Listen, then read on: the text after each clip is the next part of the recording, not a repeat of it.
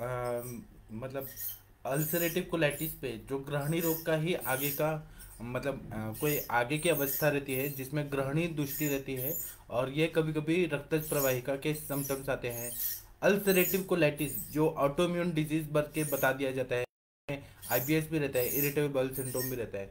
तो उस पे आयुर्वेदिक चिकित्सा क्या रहती है अल्सरेटिव कोलाइटिस, तो उस पे मैं एक ग्रहणी दोष में तो बहुत सारी बीमारियां रहती है। अलसक रहता है, फिर अजीर्ण रहता है, फिर आधमान रहता है, फिर आटोप रहता है। ग्रहणी रोग अगर देखें तो बहुत बड़ी बड़ी बीमारियों का एक समूह होता है। तो इसी के अंतर्गत जो अल्सरेटिव कोलाइटिस रहता है, जिसमें लार्ज इंटेस्टाइन में अल्सरेशन रहते हैं, और पेशेंट को ना रात भर या दिन में बहुत ज़्यादा ना लूज मोशन होते हैं, और लूज मोशन के साथ में म्यूकस निकलता है, ऐसे कफ निकलता है। तो उसमें चिकित्सा हम लोग कैसे करें, आज मैं जो निदान का भाग है वह नहीं बताऊंगा, चिकित्सा भाग बताऊंगा कि हमें अल्सरेटिव कोलाइटिस के पेशेंट आए तो क्या देना चाहिए। निदान भाग तो बहुत सारा बता दिया है मैंने कि हेतु ये रहता है और लक्षण ये रहते हैं। चिकित्सा भाग पे आज हम लोग ज़्यादा डिस्कस करेंगे।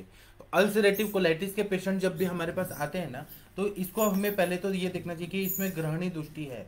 तो इसमें हमें हिस्ट्री में ये देखना चाहिए कि पेशेंट का स्मोकिंग का हिस्ट्री है क्या, मतलब बहुत ज़्यादा सिगरेट पीता है क्या, या बीड़ी पीता है क्या, फिर अल्कोहल लेता है क्या, और उसको बचपन में मम्स हुए हैं क्या, या मीजल्स हुए हैं क्या, या गंदा पानी का सेवन किया है क्या।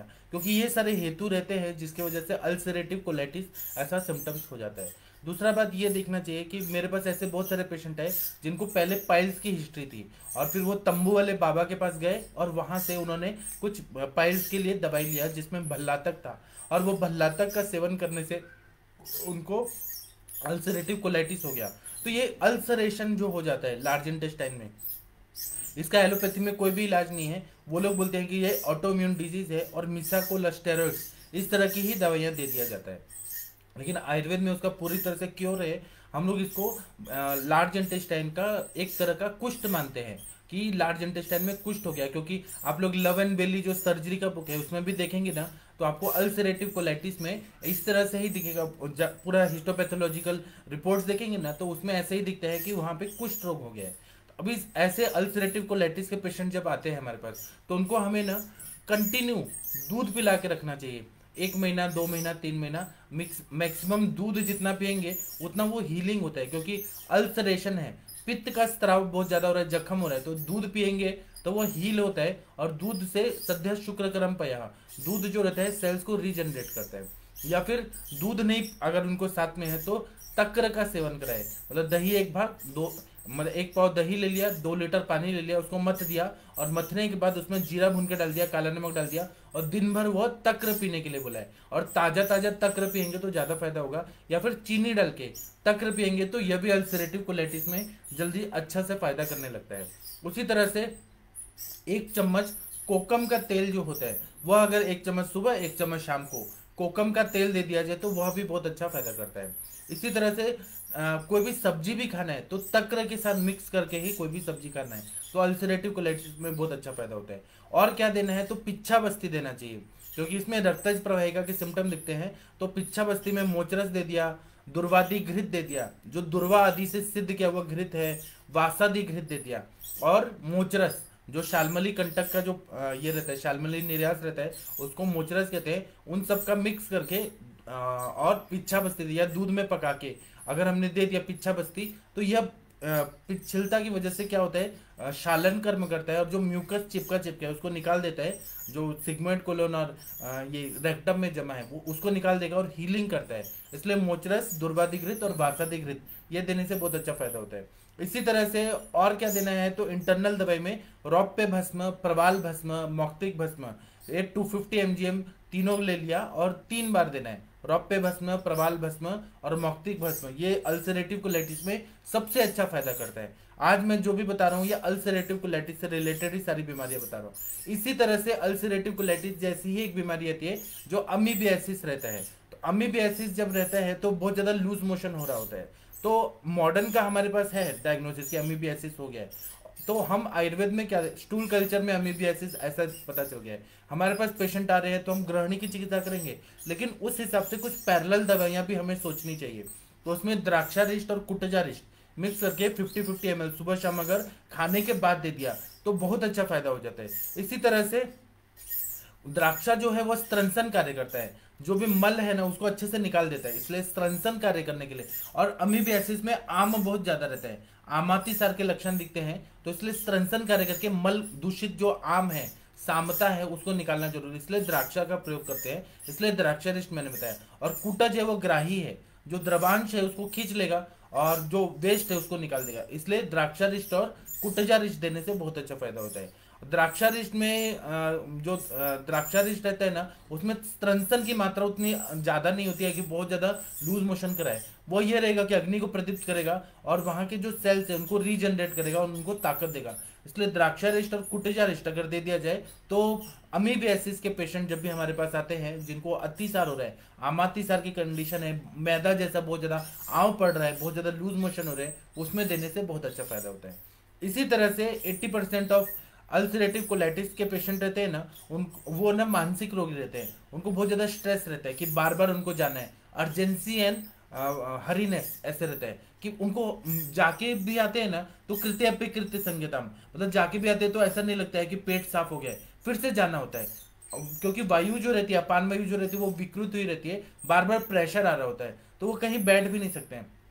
मेरे पास एक पेशेंट आया था, तो कुछ साल पहले ना, मतलब आज से 15 साल पहले पुणे म्यूनिसिपल कॉरपोरेशन है ना, यहाँ पे एक ऐसा जनता बस चलाया गया था, मतलब कॉरपोरेशन ने ऐसा चलाया था, महाराष्ट्र गवर्नमेंट ने।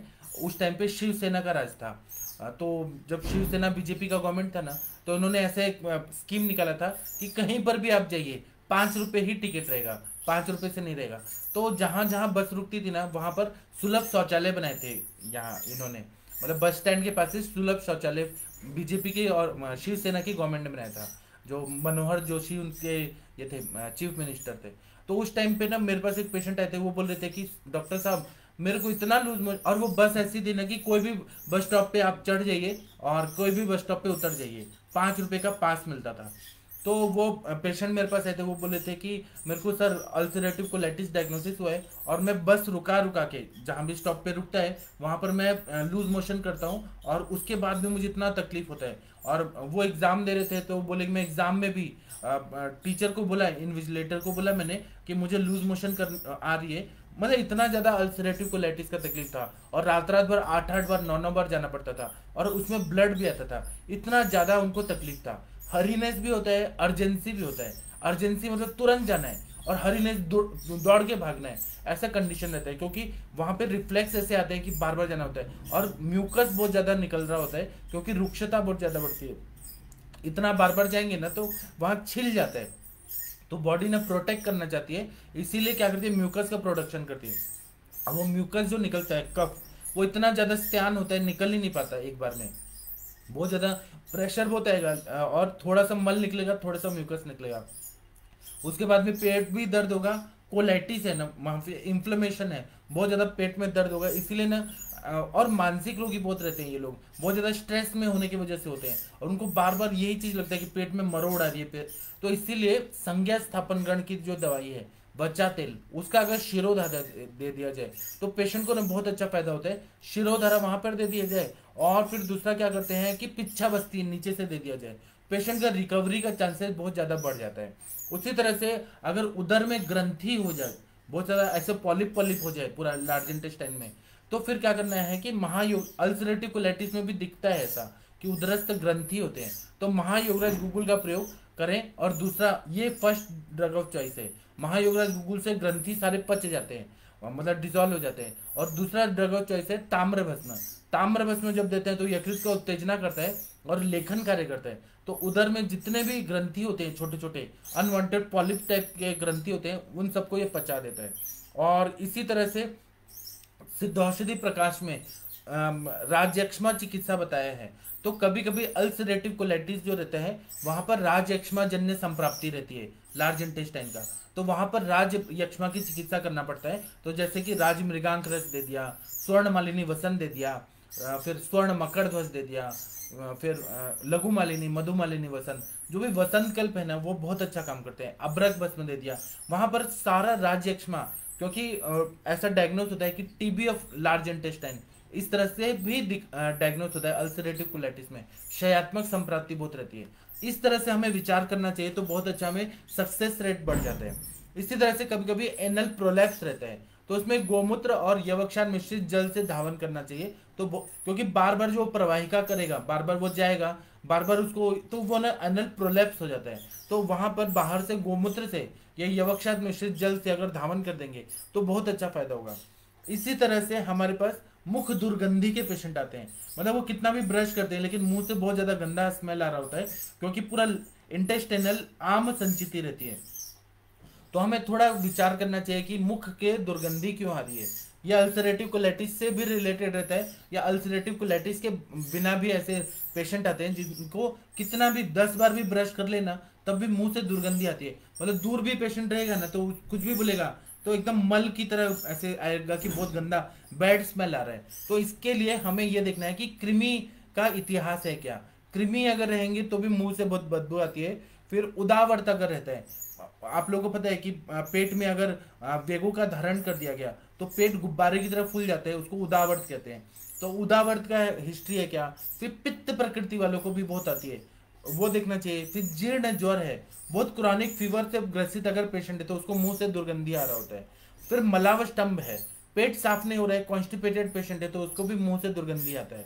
फिर बहुत ज्यादा ना उसने फर्मेंटेड चीजें खाया है, जैसे कि इडली खाया है, डोसा खाया है, मतलब ब्रेड बिस्किट वगैरह बहुत खाया है, जो फर्मेंटेड चीजें हैं उसको अगर खाया है तो मुंह से बहुत ज्यादा दुर्गंधी आता है। फिर उसके बाद में दही का सेवन बहुत किया है, फल का सेवन किया है, दूध का सेवन किया है तो मुंह से दुर्गंधी बहुत आता है। फिर उसके बाद में खाने के बाद अगर सो जाता है, तुरंत खा के तुरंत सोता है तो मुंह से दुर्गंधी आना लाजमी है। फिर बहुत ज्यादा अगर पानी पी रहा है तो आम संचिति बहुत ज्यादा होती है, उससे भी मुंह की दुर्गंधी आती है। और कभी कभी लेडीज में भी मुंह से दुर्गंधी बहुत आ रही होती है, तो उनका रजस्त्राव ठीक से नहीं हो रहा है, मतलब मेंसेस जो रहते हैं वो क्लियर नहीं हो पा रहे, इसकी वजह से भी मुंह से दुर्गंधी आती है। ये सारा देख के डायग्नोस करके उस हिसाब से हमें चिकित्सा करना चाहिए। उसी तरह से अगर लीवर पे प्रेशर आ रहा है और लीवर का फंक्शन अच्छे से नहीं हो रहा है तो यकृत की शुद्धि नहीं है, यकृत का कार्य अच्छा नहीं हो रहा है, और उसके वजह से क्या क्या सिम्टम आते हैं तो बहुत ज्यादा नौशिया फीलिंग होता है। उसी तरह से उल्टी आता है, बहुत ज्यादा सर्दी का वेग आता है, और जैसे तेल जैसे लिया, मतलब तेल का उल्टी, इस तरह से सिम्टम आने लगते हैं। तो वहां पर हमें यकृत का चिकित्सा करना चाहिए, जैसे कालमेघ चूर्ण है, कुटकी चूर्ण है, रक्तपाचक है, आरोग्यवर्धिनी वटी है, मतलब यकृत पिलहारी लौ है, जो भी यकृत को शुद्ध करे, बासा है, वो सब अगर हम देंगे तो बहुत अच्छा फायदा होता है। जो यकृतगामी औषधियां रहती हैं उसको देने से बहुत अच्छा फायदा होता है। और यकृत की विकृति जो रहती है वह ग्रहणी की विकृति से ही, ग्रहणी के माध्यम से ही व्यक्त होती है। जैसे यकृत अगर अच्छा काम नहीं कर रहा है, कोई भी डिजीज देखिए, जैसे जॉन्डिस हो गया, मतलब कामला रोग हो गया, तो वहां पे भी ग्रहणी की दृष्टि होती है।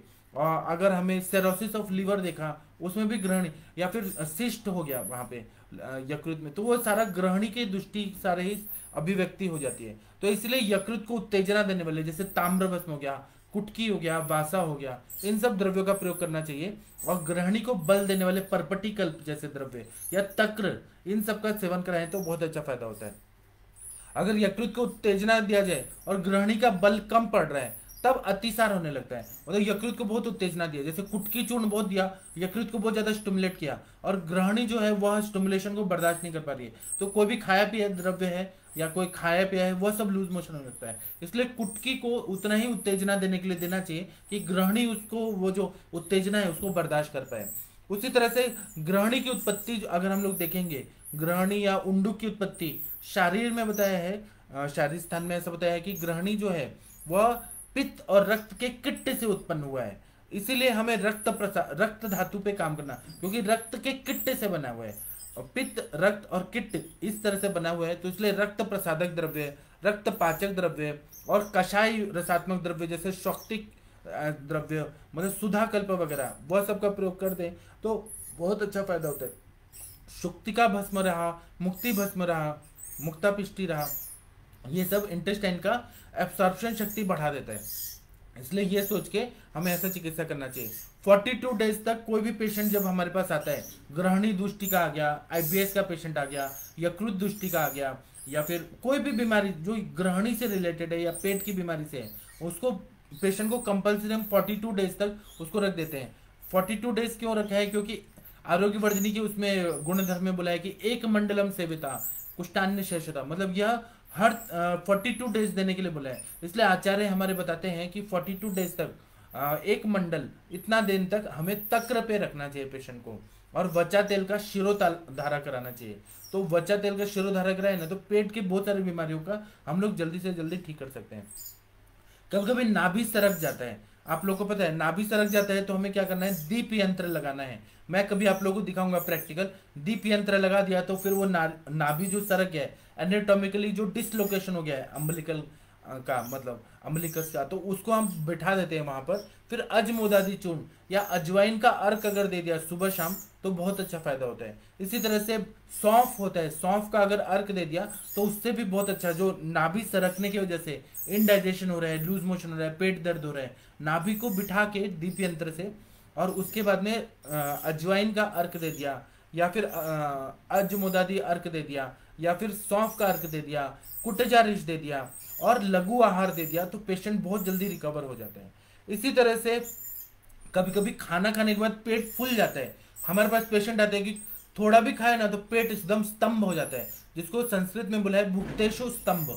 भुक्तेशु खाने के बाद भुक्तेशु स्तंभ हो जाता है। ऐसे पेशेंट जब आते हैं ना तो हमें ये देखना है कि आंत्र की उत्पत्ति किससे हो रही है, पूरा इंटेस्टाइन की उत्पत्ति कैसे है? तो रक्त के किट्ट से हो रही है, ऐसा बताया है। तो रक्तगत बात हो जाता है, तो रक्ताशित पित्त, ऐसा भी हम लोग को देखना चाहिए, और इसीलिए गति जो रहती है वो अच्छी नहीं हो पाती है। और इसीलिए हमें क्या करना है कि पुरस्चरण क्रिया, जो पेरिस्टाल्टिक मूवमेंट है वो बहुत ज्यादा विकृत हो जाता है, और इसीलिए स्तंभ जैसा कंडीशन आ जाता है। इसलिए आयुर्वेद में ऐसे बोला है कि भोजनाग्रे सदा पथ्यम लवण अदरक भक्षणम, खाना खाने के पहले लवण और अदरक इसका सेवन नित्य करना चाहिए। भोजनाग्रे सदा पथ्यम लवण अदरक भक्षणम, यह जो है ना लवण और अदरक का सेवन अगर करा दिया जाए तो जो खाने के बाद पेट फूल जाता है या बहुत ज्यादा स्टिफनेस आ जाता है, कड़क हो जाता है, वह सब प्रॉब्लम सॉल्व हो जाएगा। इसी तरह से क्योंकि अगर शुंठी दे दिया जाए तो और अच्छा फायदा होगा। शुंठी और नमक दे दिया जाए तो शुंठी जाके पेट में मधुर विपाकी हो जाता है, और वो बहुत अच्छा फायदा करता है, वायु का शमन करता है, अग्नि को प्रदीप्त करता है, पाचक पित्त का स्त्राव अच्छा कर देता है। और दूसरा है कि रक्त और पित्त में जो क्षारीयता है, मतलब अम्लता है पित्त का, वह कम कर देता है, क्षारीयता को बढ़ा देता है, तो बैलेंस कर देता है। इसीलिए ना भोजनाग्रे सदा पत्यम लवण अदरक भक्षणम, इसका ये रहता है, और इससे जो पेरिस्टाल्टिक मूवमेंट है वो नॉर्मलाइज हो जाता है। जो मैं बता रहा हूँ ये कोई ग्रंथ में नहीं है, मेरे आचार्य जो वैद्य समीर जमदग्नि सर हैं उनका मराठी में नोट्स है, उससे मैं आप लोगों को बता रहा हूँ। इसी तरह से जीभ का भी हमें परीक्षण करना चाहिए कि जीभ जो है वह किस तरह से सामता है कि निरामता है। अगर वहां पे अगर बहुत ज्यादा जीभ सूजा हुआ है हमारा, तो ये देखना चाहिए कि यकृत का दुष्टि है, और तालू के नीचे नहीं है तो फिर ये देखना चाहिए कि तालू के इधर उधर हो रहा है तो सलाइवरी ग्लैंड में इन्फ्लेमेशन है कि नहीं, वह हमें चेक करना चाहिए। जीभ पे इससे भी बहुत सारे डायग्नोसिस होते हैं, उस पर मैं कभी लेक्चर लूंगा तो मैं आप लोगों को बताऊंगा।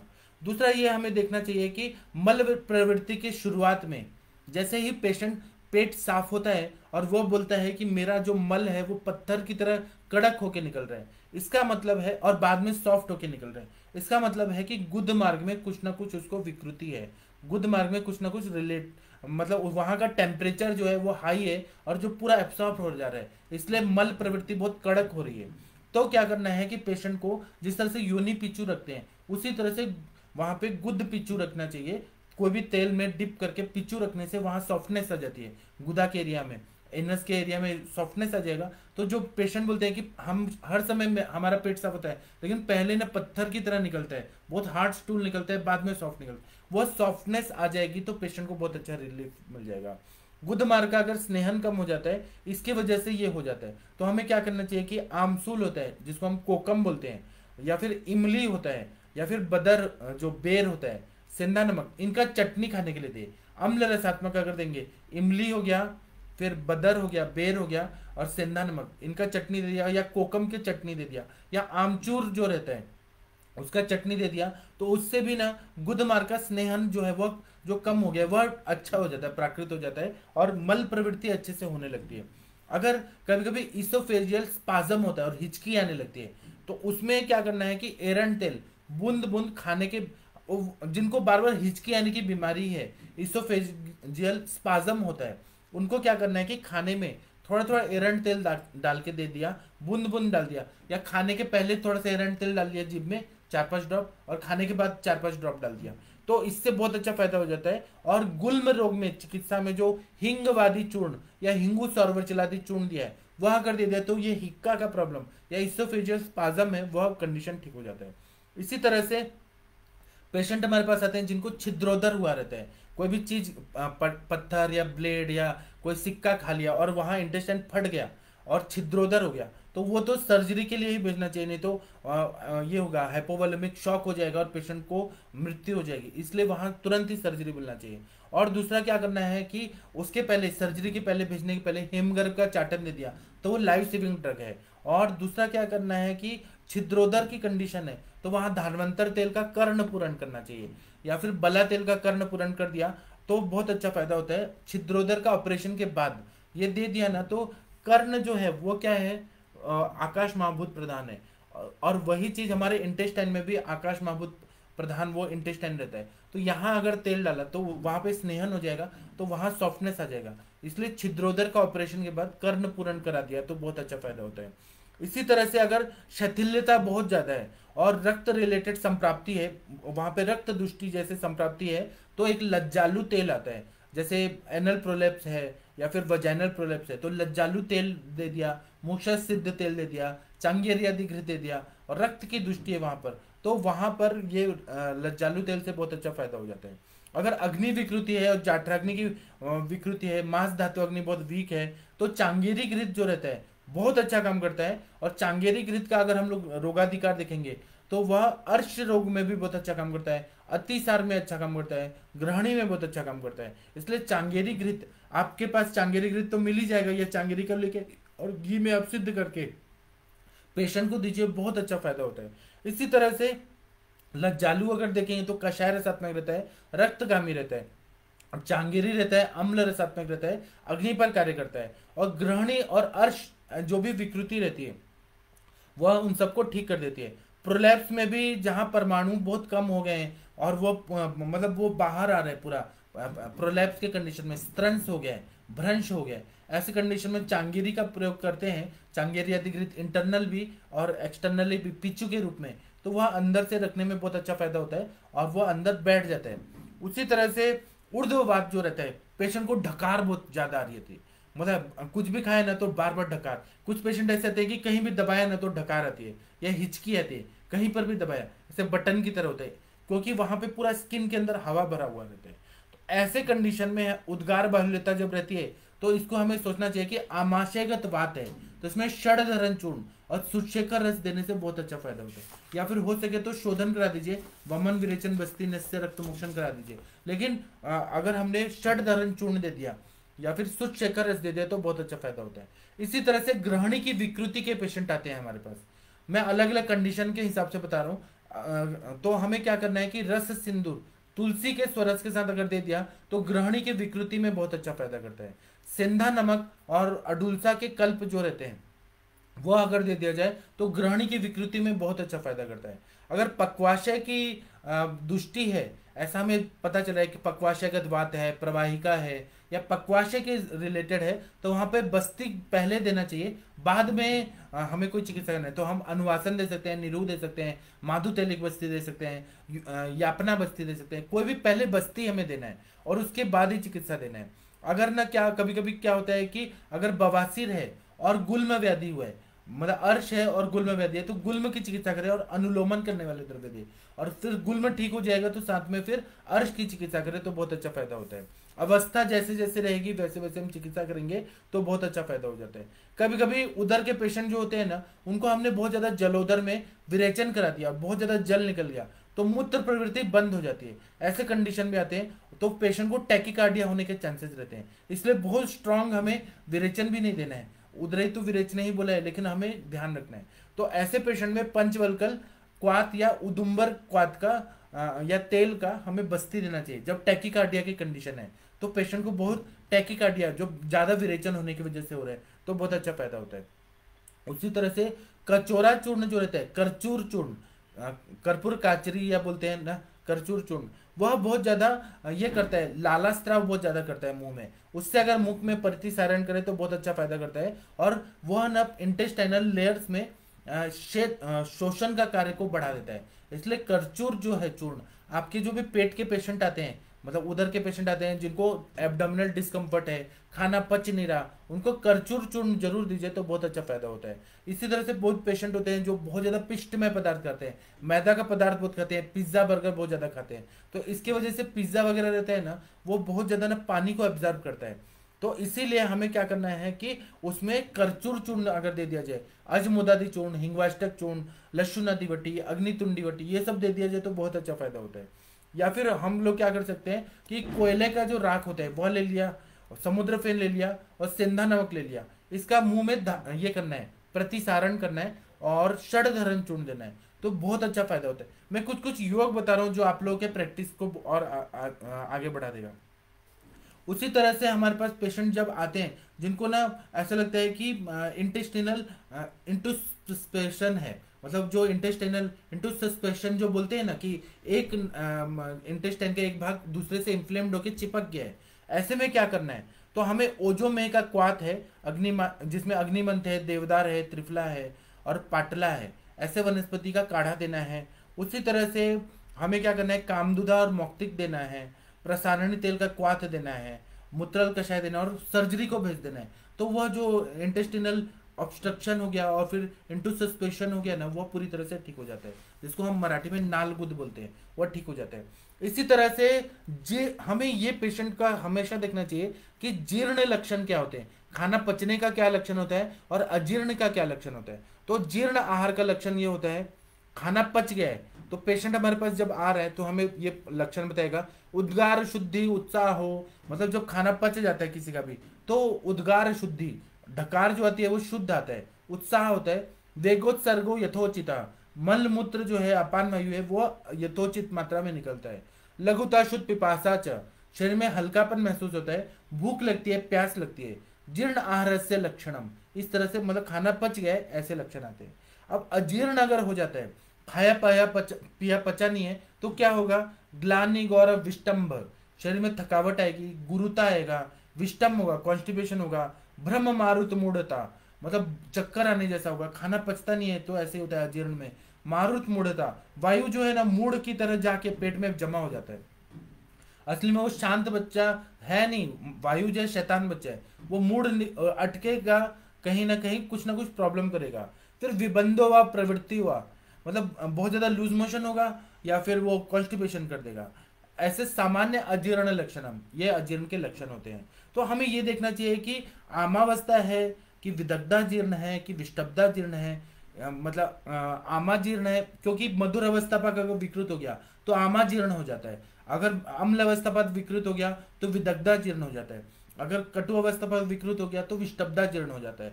हमें ये सारा चीज मालूम है। कल मैं आप लोगों को ग्रहणी चिकित्सा में ये और बताऊंगा कि आमा जीर्ण के क्या सिम्टम होते हैं, फिर विदग्धा जीर्ण में क्या होते हैं, विष्टब्धा जीर्ण में क्या होते हैं, तीनों अवस्था पाक के हिसाब से अजीर्ण होता है। तो हमें ये देख के फिर क्या चिकित्सा देना है, तो चिकित्सा में ऐसा बताया कि तत्र आमे लंघनम कार्यम, आमा जीर्ण अगर हो रहा है तो लंघन देना चाहिए, विदग्धे वमनम हितम, विदग्ध हो गया है खाना, खट्टा खट्टा सब हो रहा है, अम्ल अवस्था पाक हो रहा है तो उल्टी करा दे, क्योंकि विदग्धा जीर्ण है, वहां पे अम्ल अवस्था पाक विकृत है तो खट्टा खट्टा बहुत एसिडिटी जैसा सिम्टम हो रहा है, तो विदग्धे तत्र आमे लंघनम कार्यम विदग्धे वमनम हितम, विदग्धा जीर्ण में वमन कराने के लिए बोला गया है।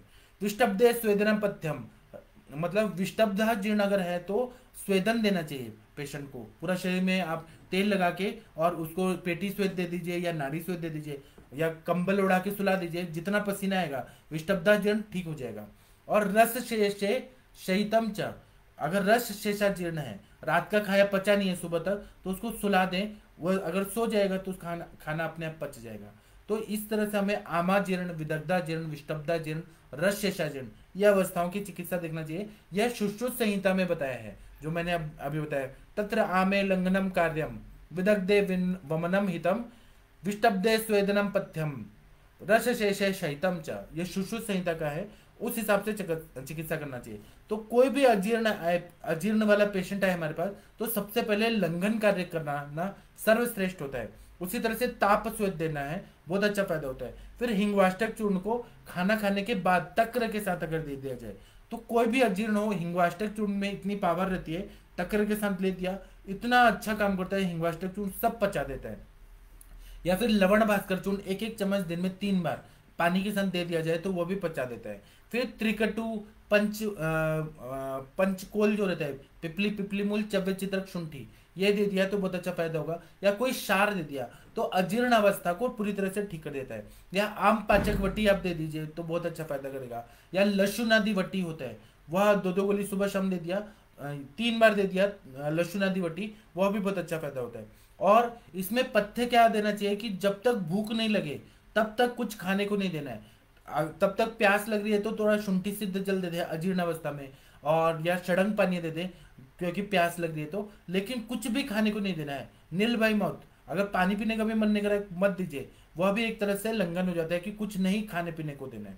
उसी तरह से खाना अगर पेशेंट खा रहा है तो उसको उतना ही खाना देना चाहिए जितना उसको तृप्ति हो जाए, मतलब बहुत ज्यादा पेट फुल भर के नहीं खाना है, उसको हल्का पेट ही खाना खाना है। और उसी तरह से उसको खाना देना है तो गरम गरम खाना देना है, फ्रेश खाना देना है, अजीर्ण अवस्था से वो पेशेंट निकल रहे हैं तो।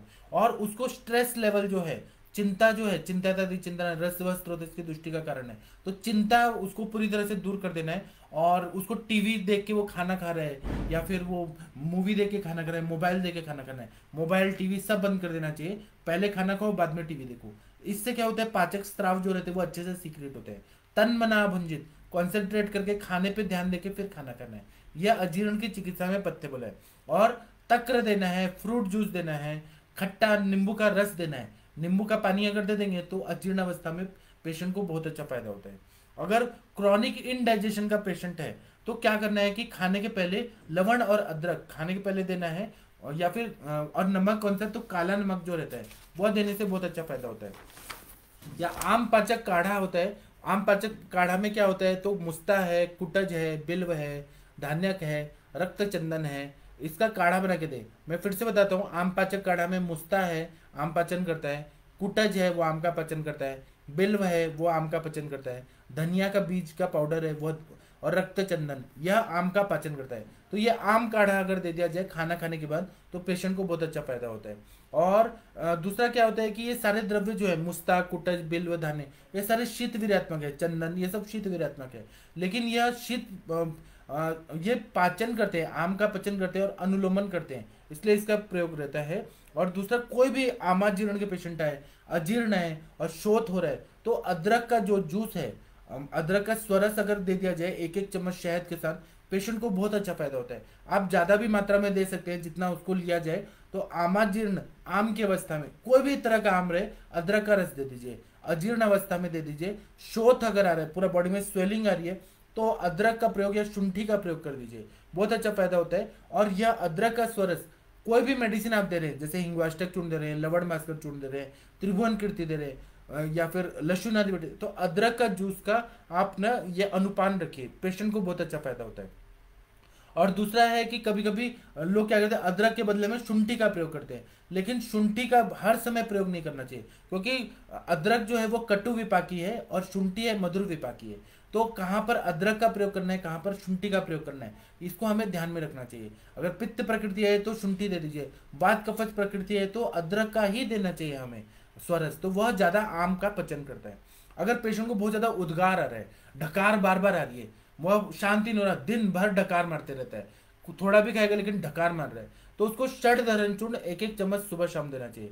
सूचेकर रस 1-1 गोली या 2-2 गोली सुबह शाम देना चाहिए। फिर अभ्यंग कराना चाहिए, प्राणायाम कराना चाहिए, और मल प्रवृत्ति का जो टाइम है वो नियमित रखना चाहिए, मतलब पेशेंट का एक फिक्स टाइम रखना चाहिए कि आपको इतने बजे उठ जाना है और सुबह मल त्याग करके आना है, तो उद्गार बाहुल्यता जो रहती है वो ठीक हो जाती है।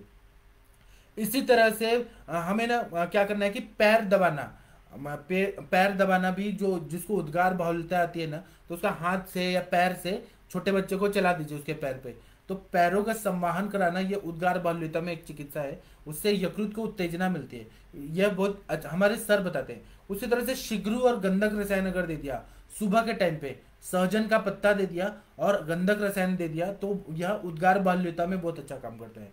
फिर ये जो शुंठी रहता है, बरधारा रहता है, हरितकी रहता है, सिंधन नमक रहता है, यह अगर रात को दे दिया जाए तो सुबह अच्छे से पेट साफ हो जाएगा, तो उद्गार बाल्यता में बहुत अच्छा फायदा होता है। उसी तरह से अगर एकांतिक पित्त है, पित्त का बहुत ज्यादा प्रकोप हो रहा है, केवल पित्त है और वहां पे उद्गार बाल्यता है और सूजन है ये पूरे बॉडी में, तो उसमें हमें सुचेकर रस देने से बहुत अच्छा फायदा होता है। और दूसरा हमें यह देखना चाहिए कि उसका ना रुक्ष गुण बढ़ा हुआ है क्या, या स्निग्ध गुण बढ़ा हुआ है क्या, बढ़ा है वायु बढ़ा है कि पित्त का स्निग्ध गुण बढ़ा हुआ है। और कभी कभी लोग क्या करते हैं कि बाहर का जो आप लोग इंदौर में कभी गए होंगे तो इंदौर में ना बहुत सारा चूड़ा और फिर वहाँ के मिक्सचर या फरसान जो रहता है, बहुत सारे जो बनाए जाते हैं पदार्थ इंदौर में, वो जरा बहुत ज़्यादा जंक फूड वगैरह बहुत ज़्यादा खाया जाता है, पापड़ बहुत ज़्यादा खाया जाता है, फरसान, मिक्सर, ये सब बहुत ज़्यादा खाया जाता है। तो इसके वजह से ना बहुत ज़्यादा ये उद्गार बाहुल्यता हो जाती है, ग्रहणी कला दूषित हो जाती है। जो लोग को साथ में उनके लिए ठीक है, जो इनको तकलीफ हो रही है उनके लिए मैं बता रहा हूँ। तो इसमें हमें बहुत ज़्यादा मीठा चीज़ और स्निग्ध चीज, घी से बने हुए चीज़ें अगर दे दे तो बहुत अच्छा फायदा होता है। तो अभी मैं अपना लेक्चर समाप्त करता हूँ। मैंने ये कॉमन ग्रहणी दोष की चिकित्सा कुछ कुछ आप लोग को शेयर किया। मैं ऐसे ही कुछ कुछ और भी आप लोगों को बताते रहूंगा, कुछ इंटरेस्टिंग चीज बताते रहूंगा। ग्रंथों तो मैं बताते रहता हूँ, लेकिन कुछ फॉर्मूला वगैरह बताया तो आप लोग को भी इंटरेस्ट रहेगा पढ़ने में और चिकित्सा करने में। तो अभी आप लोग का जो भी प्रश्न है वो आप लोग चैट बॉक्स में लिखिए, हम लोग उसको और सॉल्व करने का कोशिश करेंगे। और 8 बजे जो संभाषा होगी उसमें आप सभी लोग आइएगा, तो आप लोग को बहुत अच्छा फायदा होगा। डॉक्टर आकांक्षा जी बोल रहे हैं कि प्रणाम सर, इन पेशेंट को बातों को भूलना भी मिलता है ग्रहणी कला दूषित होने से। आपका बात सही है आकांक्षा जी, यह पित्त धरा कला सावे मज्जा धरा कला, तो मज्जा धरा कला दुष्टि जरूर रहेगी, पित्त धरा तो वो बहुत सारी बातें भूल जाते हैं। आपका बात 100% सही है। तो इसलिए मज्जा पे काम करने वाली हमें स्मृति सागर रस, मानस मित्र कुटिका, ब्राह्मी वटी, ये सब देने से बहुत अच्छा, महाकल्याणकृत, वचा चूर्ण, ज्योतिषमती चूर्ण, ये सब देने से बहुत अच्छा फायदा होता है। डॉक्टर प्रशांत भट्ट जी प्रणाम आपको। आप लोग प्रश्न पूछिए कृपया। एक मिनट, ये थोड़ा हैंग हो रहा है। डॉक्टर मनीषा जी बोल रही हैं कि प्रणाम सर, क्या हम पूर्ण चंद्रोदय रस ओल्ड एज अबव 80 ईयर्स के पेशेंट को दे सकते हैं? हाँ, दे सकते हैं। डॉक्टर आयुष दर्पण की टीम की तरफ से प्रकृति का एक ये दिया गया है, आप लोग ज्वाइन कर लीजिए। डॉक्टर सिद्धेश पांड्या जी नमस्ते प्रणाम आपको। डॉक्टर देव सिंह बघेल जी नमस्ते प्रणाम आपको। डॉक्टर श्रीदेवी जी नमस्ते प्रणाम आपको। डॉक्टर सोनाली जी बोल रहे हैं कि ग्रहणी के गुण कर्म कैसे डायग्नोज करें, कौन सा औषधि दे? परपटी ड्रग ऑफ चॉइस होगी, दीपन पाचन दे। ये दीपन पाचन के लिए अच्छा काम करेगा। ग्रहणी का हमें ये देखना चाहिए कि ग्रहणी दुष्टि है, मुहर बद्धम मुहर द्रवम, पेट की कोई भी बीमारी रहती है उसमें ग्रहणी की दुष्टि रहती है। खाना पचना नहीं होता, अच्छे से मल प्रवृत्ति नहीं हो रहा, भूख न लगना, ग्रहणी कहीं ना कहीं तो दुष्ट होती है। ग्रहणी रोग नहीं होगा लेकिन पूर्ण रूपावस्था में होगा, आगे पीछे तो जरूर होगा। इसलिए ग्रहणी की चिकित्सा करना है तो तक्र सबसे श्रेष्ठ दवाई है, आहार है, वो तक्र पे रखे और लंघन कराएं। और आगे जो रहेगा आमा जीर्ण, फिर विदग्धा जीर्ण, विष्टब्धा जीर्ण, वो देखें। और नहीं तो ग्रहणी की चिकित्सा करें। परपटी कल्प तो जरूर रहेगा दीपन पाचन के लिए, वह ग्रहणी कला को रीजनरेट करता है।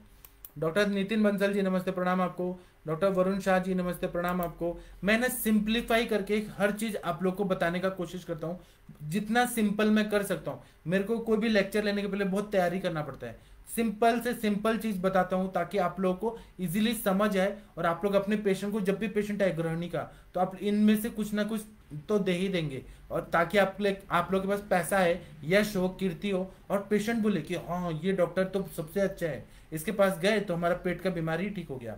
मैं इसीलिए कोशिश कर रहा हूँ आप लोग के लिए। डॉक्टर बलविंदर सिंह जी नमस्ते प्रणाम आपको। डॉक्टर वरुण कुमार जी नमस्ते प्रणाम आपको। डॉक्टर गगन अग्रवाल जी नमस्ते प्रणाम आपको। डॉक्टर सुवर्णा जी नमस्ते प्रणाम आपको। डॉक्टर मनोज जी नमस्ते प्रणाम आपको। डॉक्टर वरुण शाह जी बोल रहे हैं कि किडनी ट्रीटमेंट का उपचार। देखिए, किडनी पे मैं लेना चाहता हूँ, एक सीरीज करूंगा। आप डॉक्टर नवीन जोशी सर जी को बोल दीजिए, उनको मैसेज करिए, फिर हम किडनी पे लेंगे। और किडनी के बहुत सारे पेशेंट बढ़ रहे हैं, आयुर्वेद का उसका आंसर नहीं मिल पा रहा है। मैं किडनी का जरूर आप लोगों को बताना चाहता हूँ। डॉक्टर दीप्ति जी बोल रहे हैं कि अल्सरेटिव कोलाइटिस में अवगाह स्वेदन के लिए यवक्षार वाटर का कंसंट्रेशन क्या रहेगा? बहुत अच्छा रहेगा, अवगाहन स्वेद करिए यवक्षार वाटर। इसका आप कंसंट्रेशन बोल रही हैं, पानी में थोड़ा सा यवक्षार डाल दीजिए, अवगाहन मतलब पेशेंट को नुकसान ना हो इतना दे दीजिए तो बहुत अच्छा फायदा होगा। डॉक्टर रूप हर पेशेंट अलग होता है ना, पित्त प्रकृति वालों का अलग रहता है, कफ वालों का अलग रहता है, किसका स्किन सेंसिटिव रहता है, इस हिसाब से आप डिसाइड करें कि कितना आप कंसंट्रेशन रख सकते हैं। डॉक्टर रूपल अग्रवाल जी नमस्ते प्रणाम आपको। डॉक्टर पुनीत शर्मा जी नमस्ते प्रणाम आपको। डॉक्टर गौतम जी बहुत बढ़िया चीज बोल रहे हैं, नृपति Vallabh Ras 1 ml after meal will meal for 18 days is sufficient और can be give for long duration. Thank you. Nripati Vallabh Ras 42 days दीजिए, फिर 7 दिन का ब्रेक करिए, फिर 42 डेज दीजिए। डॉक्टर अंजना सक्सेना मैडम जी ने 1000 पेशेंट लोगों को नृपति वल्लभ रस दिया और एक पेशेंट ठीक हो रहा है तो वो 10 पेशेंट ला रहा है। इसलिए आप लोग भी करिए, आप लोग का यश कीर्ति बहुत ज्यादा बढ़ने वाला है। डॉक्टर जगतर सिंह जी बहुत बढ़िया चीज बोल रहे हैं, 99% टुडे सफर फॉर अम्लपित। जी आपका बात सही है। लोग क्या कर रहे हैं सर जी, लोग ना बहुत रात को खाना खाते हैं, टीवी देखते हुए सभी लोग लेट खाना खाते हैं और खाना खा के ही सो जाते हैं, इसलिए अम्लपित्त हो रहा है। इसलिए उनको बोलना चाहिए कि आप जल्दी खाना खाइए और ताक जो रहता है, तक्र लस्सी, उसका सेवन ज्यादा करें। और अम्लपित्त अगर हो रहा है तो गुलकंद खाएं, आंवले का मुरब्बा खाएं और थोड़ा हल्का पेट खाएं, मतलब भरपेट मत खाएं, पूरा तृप्ति होने तक ना खाएं। और सुबह उठ के मॉर्निंग वॉक को जाएं, तो इससे अम्लपित्त ठीक होगा। और नहीं तो भोजनाग्रे सदा पथ्यम लग्न अदरक भक्षणम, खाने के पहले अदरक और थोड़ा सा नमक ये खा लें, उसका चटनी बना के, तो वह अम्लपित्त होने ही नहीं देगा। डॉक्टर रवि कुमार जी बोल रहे हैं कि पैंक्रियाटाइटिस को भी ग्रहणी के विकार में कंसिडर किया जाएगा। 100% सर, पित्तज ग्रहणी के सारे सिम्टम्स पैंक्रियाटाइटिस में आते हैं, लेकिन उसमें इन्फ्लेमेशन ज्यादा रहता है तो सीरम अमाइलेज दिखता है। पित्तज ग्रहणी की चिकित्सा करते हैं, किरात तिक्तादि चूर्ण, भूनिम्बादि चूर्ण, और पित्तज ग्रहणी की पूरी चिकित्सा करने से फायदा हो जाता है। डॉक्टर वरुण कुमार जी बोल रहे हैं पित्तज ग्रहणी से अनिद्रा, घबराहट और अंग में दर्द है तो क्या दें? अनिद्रा है तो नस्य दे दीजिए या मासादी कषाय दे दीजिए। घबराहट है तो क्यों घबराहट है वो देखिए, क्योंकि एंग्जाइटी क्यों हो रहा है, तो एंग्जाइटी का कारण निकालिए। अब आप शिरोधारा दे दीजिए, शिरोधारा में जटामांसी का फांट का आप शिरोधारा दे दीजिए या कोई भी तेल का दे दीजिए, तो घबराहट ठीक हो जाएगा। अंग मर्द अगर पित्तज ग्रहणी में हो रहा है तो सुशेखर रस देंगे ना तो आम का पचन होगा, सांप पित्त एकदम अच्छा हो जाएगा, आम ठीक हो जाएगा, अंग मर्द जो है वो पूरी तरह से ठीक हो जाएगा। डॉक्टर प्रदीप यादव जी नमस्ते प्रणाम आपको। डॉक्टर सरोज देसाई जी नमस्ते प्रणाम आपको। डॉक्टर हिमांशु गुप्ता जी नमस्ते प्रणाम आपको। डॉक्टर प्रदीप जी नमस्ते प्रणाम आपको। डॉक्टर पांडे जी नमस्ते प्रणाम आपको। डॉक्टर गगन अग्रवाल जी बोल रहे हैं कि ग्रहणी के पेशेंट को कभी फायदा होता है कभी नहीं होता है, कभी नहीं समझने में प्रॉब्लम होती है। इसमें आपकी गलती भी हो सकती है, कभी कभी पेशेंट भी परहेज नहीं पालते हैं। पेशेंट को ओवर ईटिंग का जो तकलीफ होता है, मतलब वो एक बीमारी होती है, ईटिंग डिसऑर्डर्स। आप कितना भी परहेज बोल दीजिए, अच्छा से अच्छा दवाई दीजिए, लेकिन पेशेंट जरूर खाएगा। और अगर पेशेंट के दिमाग में रहता है अगर हमने ज्यादा नहीं खाया तो कमजोरी आएगी। पेशेंट बहुत ओवर ईटिंग करता है, सुबह भी खाएगा दोपहर को भी खाएगा और बोलेगा हम तो कुछ नहीं खाते हैं तब भी हमको तकलीफ है। वो कुछ नहीं खाना ही बहुत कुछ खाना होता है। तो इसलिए आप आहार और विहार पे थोड़ा वॉच करिए, फिर आपको पता चल जाएगा कि हेतु क्या है, ग्रहणी रोग क्यों होता है। मिथ्याहार विहाराभ्याम, सारा मिथ्याहार विहार, प्रज्ञापराध, मालूम है कि पच नहीं पाएगा तब भी लोग खाते हैं। और आजकल लोगों के पास बहुत पैसा है तो जरूर खाते हैं, खाना ही खाएंगे, भूखे रहना पसंद नहीं करते। और वो एक फैशन भी है कि हमें खाना ही है, नहीं तो हमको कमजोरी आएगा। तो इसीलिए आपको ना फायदा हो रहा है नहीं हो रहा है, पेशेंट की गलती है, वो देखना चाहिए। डॉक्टर विनोद रावत जी नमस्ते प्रणाम आपको। डॉक्टर राज धवन जी नमस्ते प्रणाम आपको। डॉक्टर सुनील जी नमस्ते प्रणाम आपको। डॉक्टर अंजू मिश्रा जी नमस्ते प्रणाम आपको। डॉक्टर सुनील कुमार जी बोल रहे हैं परिणाम शूल और उदर शूल की व्यवस्था पत्रक चिकित्सा बताइए, आहार विहार भी बताइए। परिणाम शूल अगर हो रहा है ना तो उसमें आप देखिए, डायग्नोज करिए कि पेप्टिक अल्सर है कि डिओडिनल अल्सर है। अल्सरेशन है किसी ना किसी तरह से तो उसमें आपको शंख भस्म देना है, उसमें आपको तिक्त रसात्मक द्रव्य देने हैं, जैसे किरात तिक्त दे दिया या फिर कुटकी दे दिया, वासा दे दिया, पटोल दे दिया, इंद्रिय दे दिया, तो वो पित्त का शमन कर देगा अगर अल्सरेशन है तो। और उसमें दूध पीने को दीजिए, आंवले का मुरब्बा दीजिए, गुलकंद दीजिए। और जो पित्त शामक द्रव्य हैं जैसे सुशेखर रस हो गया, फिर प्रवाल पंचामृत हो गया, प्रवाल पिष्टी हो गया, कामदुधा रस हो गया, शंख भस्म हो गया, ऐसे द्रव्यों का योजना करेंगे तो परिणाम शुल्क पूरी तरह से ठीक हो जाता है। और उसमें अगर अल्सरेशन है या गैस्ट्राइटिस है तो उसमें कुष्ठ की चिकित्सा अगर दे दिया जाए, क्योंकि हीलिंग करना है हमें, तो बहुत अच्छा फायदा होगा। पित्त को शमन करके पित्त धरा कला को हमें ठीक करना है, तो परपटी कल्प तक्र के साथ दे दिया जाए तो वह भी परिणाम शुल्क को पूरी तरह से ठीक हो जाता है। डॉक्टर पंडित रामानंद परमानंद जी बोल रहे हैं त्वचा रोग पर भी कुछ बताइए। त्वचा रोग बहुत ब्रॉड स्पेक्ट्रम डिजीज है। आप एक पर्टिकुलर पूछिए, त्वचा रोग पे तो हम 1 साल तक लेक्चर ले सकते हैं। आपका क्या क्वेश्चन है वो पूछिए। डॉक्टर विवेक भारद्वाज जी बोल रहे हैं sir what is the role of Swarna Parpati with taken takra in IBS and ulcerative colitis. अब स्वर्ण जो है ना वो विषग्न है, विष का नाश करता है। तो कोई ना कोई विष का सेवन हो गया है और उसके वजह से ये आईबीएस हो गया, अल्सरेटिव कोलाइटिस हो गया, और उसका हम परपट्टी दे रहे हैं। तो वह क्या करेगा, विष को भी दूर करेगा और वहां की ग्रहणी कला को मजबूत कर देगा। ग्रहणी कला मजबूत जब तक नहीं होगी और रीजनरेट नहीं होगी तब तक वो पेशेंट ठीक नहीं होगा। और उसको जो रिफ्लेक्स आ रहे हैं बार बार, वो रिफ्लेक्स क्यों हो रहा है, बार बार जाने का इच्छा क्यों हो रहा है, क्यों हो रहा है, क्योंकि वायु जो है पक्वाशयगत वायु वो विकृत हो गया है, वहां पे वो बीमारी है। इसीलिए हमें क्या करना है, स्वर्ण परपटी को तक्र के साथ दे दिया तो क्या करेगा कि ग्रहणी कला को अच्छा करेगा और वहां से जितना नियमित रूप से पित्त निकलना चाहिए, स्त्राव निकलना चाहिए, उसको बैलेंस कर देगा। इसलिए स्वर्ण परपटी का यही रोल रहता है।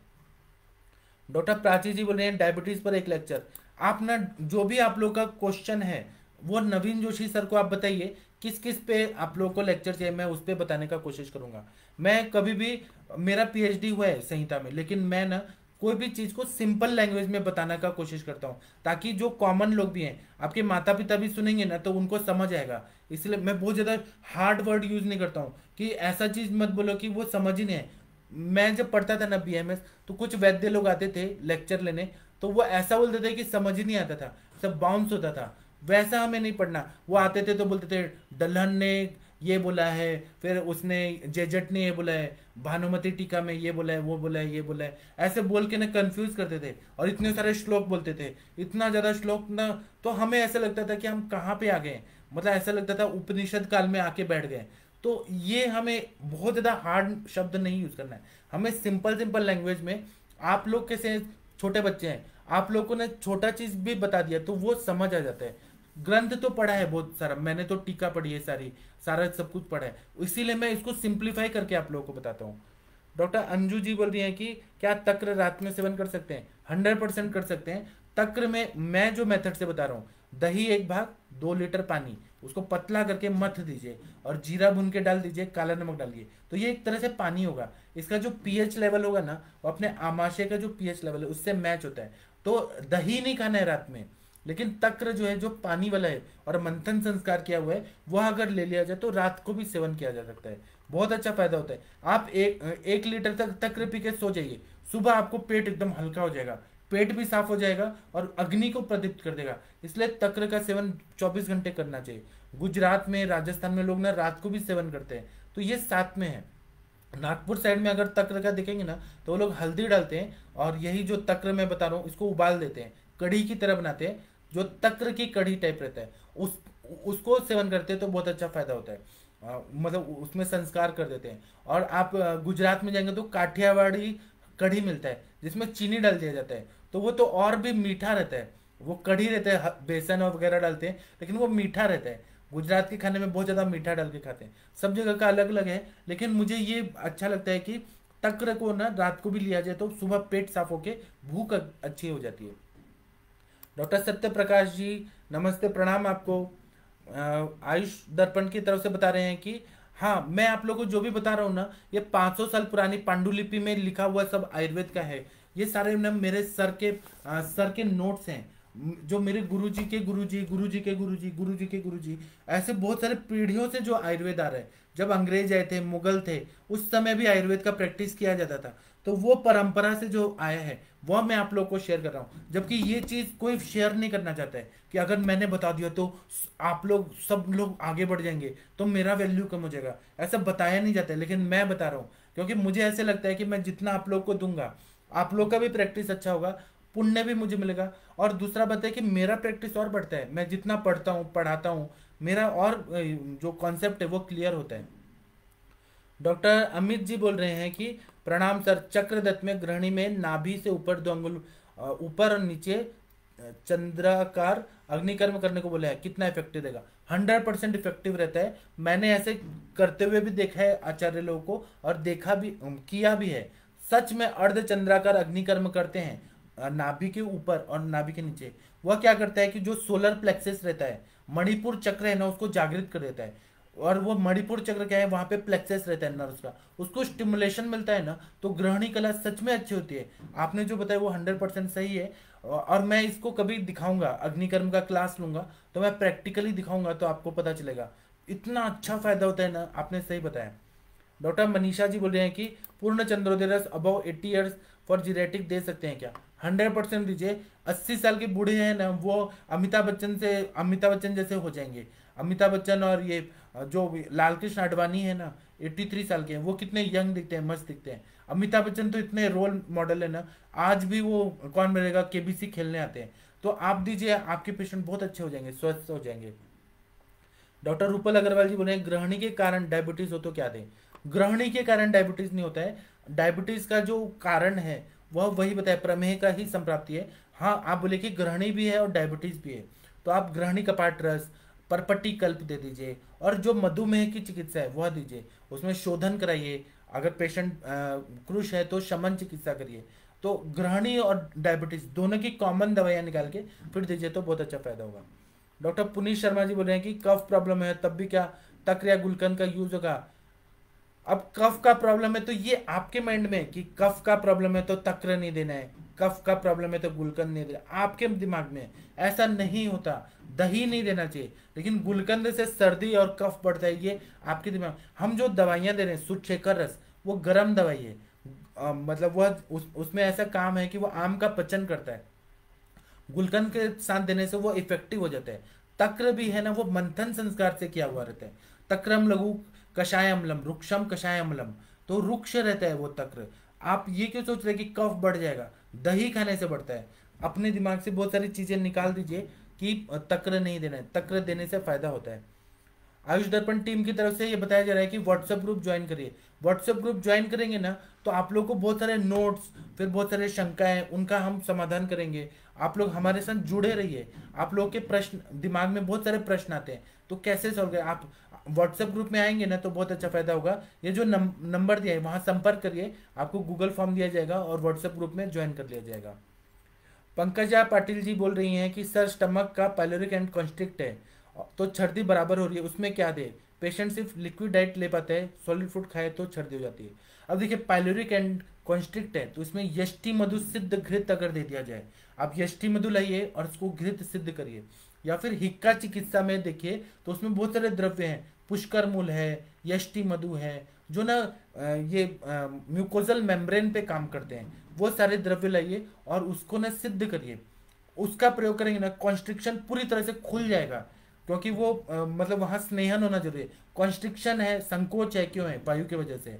हमको वायु का रुक्ष गुण को ठीक करना है, तो हमें स्नेहन करना जरूरी है। इसलिए यष्टि मधु घृत या कोई भी घृत दे दीजिए, शतावरी घृत दे दीजिए या फिर महातिक्ता घृत दे दीजिए, सादा घी दे दीजिए, लेकिन यष्टि मधु घृत ज्यादा अच्छा फायदा करता है। तो कॉन्स्ट्रिक्शन है ना पूरी तरह से 1 महीने में खुल जाएगा और पेशेंट को छर्दी पूरी तरह से ठीक हो जाएगा। आप छर्दी की दवाई दीजिए, दीपन पाचन, आम पाचक सब दीजिए, लेकिन आप ये भी करिए, घृत का सेवन कराइए। आप लोगों को मैं जो बोल रहा हूँ वो सही लग रहा है कि गलत लग रहा है? अगर आप मेरे बात से सहमत नहीं है तो आप बताइए कि मैंने क्या गलत बोला। मैं प्रैक्टिस में हूँ 19 ईयर से। मैं जो बताता हूँ, जो मैंने अनुभव किया है पेशेंट को देख के, मेरा काम यही है। मैं रिक्शा नहीं चलाता हूँ, मोबाइल शॉप में काम नहीं करता हूँ, मैं डॉक्टर हूँ। तो मेरा काम ही है कि मैं पेशेंट देखता हूँ, प्रैक्टिकली मैं सब एनालिसिस करता हूँ। वही चीज़ मैं आप लोगों को बता रहा हूँ। ऐसा कोई भी शेयर नहीं करता अपना, मैं जो कर रहा हूँ वही आप लोगों को बता रहा हूँ। अगर कुछ गलत लग रहा है आप लोगों को तो आप मुझे क्रॉस करिए कि ये बात आपका समझ नहीं आया। डॉक्टर रितु भारद्वाज जी बोल रहे हैं कि नमस्ते sir, what should we give in increase flatus in patient? इसमें क्या है, क्यों हो रहा है अपान वायु, क्यों उसका बहुत ज्यादा विकृत हो रहा है? क्योंकि आम है, साममल प्रवृत्ति है। सामता को पचाने के लिए आपको आम पाचक वटी देना होगा, फिर उसके बाद में आरोग्यवर्धिनी देना होगा, पट्टिकल्प देना होगा। तो यही वाष्टक चूर्ण, तक्र का सेवन कराइए, घी का सेवन कराइए। या फिर पुरुष विरंजनीय गण, पुरुष संग्रहणीय गण, ये जो पुरुष पे काम करने वाले जो द्रव्य, पुरुष विरेचनीय गण, उसमें से जो सेलेक्ट दे। पुरुष संग्रहणीय मत दीजिए क्योंकि अतिसार में देते हैं। पुरुष विरंजनीय गण, पुरुष विरेचनीय गण, वो उनमें से जो द्रव्य है ना, वह पुरुष धरा कला पे काम करते हैं, वह आप देंगे उसमें से सेलेक्ट करके। तो ये जो फ्लैटस का प्रॉब्लम है वो पूरी तरह से ठीक हो जाएगा। तक्र का सेवन करा दिया हिंगवाष्टक चूर्ण के साथ या लक्षुनादि वटी के साथ दे दिया ना, पेशेंट एकदम ठीक हो जाता है। डॉक्टर आरती जी नमस्ते प्रणाम आपको। Doctor Smita ji thank you. आप लोग मुझे क्रॉस करिए, केवल थैंक यू और नाइस ऐसे मत बोलिए, मुझे इससे खुशी नहीं होगा। आप क्रॉस करेंगे मुझे तो मुझे ज़्यादा खुशी खुशी होगा। आप तर्क वितर्क करिए कि ये क्यों वो क्यों, बहुत सारे हार्ड हार्ड क्वेश्चन पूछिए। डॉक्टर मनीषा जी नमस्ते प्रणाम आपको। डॉक्टर अमित जी बोले अग्निकर्म दिखाना। आप नवीन जोशी सर को लिखिए व्हाट्सएप पे कि आपको ये चीज़ जानना है वो चीज़ जानना है, मैं ज़रूर दिखाऊंगा आपको, क्योंकि डायरेक्टर प्रोड्यूसर वो हैं, तो जो लेक्चर अरेंज किया जाता है वही मैं कर देता हूँ। व्हाट्सएप नंबर मैं दे रहा हूँ आपको, नीचे दे रहा हूँ, आप व्हाट्सएप नंबर भी दिया जाएगा आपको। डॉक्टर पुनीत शर्मा जी नमस्ते प्रणाम आपको। डॉक्टर पंकजा पाटिल जी नमस्ते प्रणाम आपको। डॉक्टर अमित जी बोले पैन साइनोसाइटिस का क्या ट्रीटमेंट रहेगा? Chronic since 4 years, patient complain only heaviness in hand, please बताना। जो साइनोसाइटिस है ना उसमें आप शिरोविरेचनीय द्रव्य दीजिए। अपामार्ग तंडुली अध्याय जब देखेंगे, चरक संहिता का सूत्र स्थान का तीसरा अपामार्ग तंडुली अध्याय, उसमें बताया है सारा चीज। तो उसमें अपामार्ग का सिद्ध तेल का नस्य दीजिए, वचा तेल का दीजिए, सरसों का तेल का दीजिए, ज्योतिषमती तेल का नस्य दीजिए। और इंटरनल दवाई में आप चित्रघृत की अवलेह दे दीजिए। उसके बाद में चंद्रामृत दे दीजिए। अगर बहुत ज़्यादा साइनोसाइटिस है तो वमन करा दीजिए, श्वास कुठार रस दीजिए, फिर कनकासव दे दीजिए। मतलब उष्ण द्रव्य देने हैं जो वहां पे इन्फ्लेमेशन ठीक है। और दूसरा क्या है, इन्फ्लेमेशन है, आइटिस इन्फ्लेमेटरी कंडीशन है तो सूक्ष्म त्रिफला दीजिए, एकेटी दीजिए, अमृता गुगुल, कैशोगुल, त्रिफला गुगुल ये दे दीजिए। और पंचकोल का कोई चीज दे दीजिए, या फिर त्रिकटु चूर्ण दे दीजिए, पंचकोल का पेया दे दीजिए। साइनोसाइटिस ठीक हो जाए 3-4 महीने। और तब भी रह रहे तो शिताम्बू पान, बहुत ज्यादा पानी पीने की आदत है क्या, फ्रिज का कोल्ड ड्रिंक्स पीने की आदत है क्या, आप ये देखिए, हेतु देखिए, फिर इलाज करिए। डॉक्टर नितिन जी बोल रहे हैं कि please share your WhatsApp number, मैं कर रहा हूँ। डॉक्टर स्मिता जी नमस्ते प्रणाम आपको। डॉक्टर पंडित जी परमानंद जी नमस्ते प्रणाम आपको। डॉक्टर पंकज श्रीवास्तव जी नमस्ते प्रणाम। आप लोग को अगर मेरा लेक्चर समझ नहीं आ रहा है तो आप वो भी बोलिए, मैं उसको और सिंप्लीफाई करके बोलूंगा। मैं अपना नंबर देता हूँ व्हाट्सएप नंबर, और आप लोग ना हमसे जुड़े रहिए। आप लोग को कोई भी डिफिकल्टी आ रही है, अगर आप लोग जैसे स्टूडेंट हैं और आप लोग को कोई पढ़ने में तकलीफ हो रही है, कोई चीज़ समझ नहीं आ रहा है, उसको भी मैं बताऊंगा। क्योंकि मेरा यही भल्ला तक कैसे रहेगा, आपका बात सही है, भल्ला तक अच्छा रहेगा। और ना आप लोग को पढ़ने में, कोई शास्त्र समझने में तकलीफ हो रही है क्योंकि यहाँ क्लिष्ट संस्कृत दी रहती है, तो वह भी मैं आप लोग को समझाऊंगा। कोई टीका पढ़ने में समझ नहीं आ रहा है तो आपने भी अभी नाम लिया, रूपाली जी क्या बोल रही हैं? आपने अभी नाम लिया, मैं अभी समझ नहीं पा रहा हूँ। रूपाली जी क्या बोल रही हैं, कृपया उसको अच्छे से बताइए। तो ना कोई भी चीज़ आपको समझ नहीं आ रहा है ग्रंथ में पढ़ने में तो आप मुझे बताइए, मैं वह जरूर आप लोगों को पढ़ाऊंगा। अगर आपको टीका पढ़ना है मेरे साथ चरक संहिता का, तो मैं वो टीका पढ़ाने को भी तैयार हूँ। गंगाधर की टीका है, या फिर आपको कोई भी चीज़ पढ़ना है तो आप मेरे साथ पढ़ सकते हैं। ऐसे माधव निदान का क्लास होता है डेली, सुबह 6 बजे माधव निधन का क्लास होता है और 7 बजे अष्टांग हृदय का क्लास होता है, तो वहां पर भी आप लोग देख सकते हैं। रूपाली जी अभी क्या बोल रही है मुझे समझ नहीं आ रहा है। अभी मैं लेक्चर बंद करता हूँ क्योंकि हमारा इंटरेक्टिव सेशन का टाइम हो गया है। प्रणाम सभी लोगों को, नमस्ते।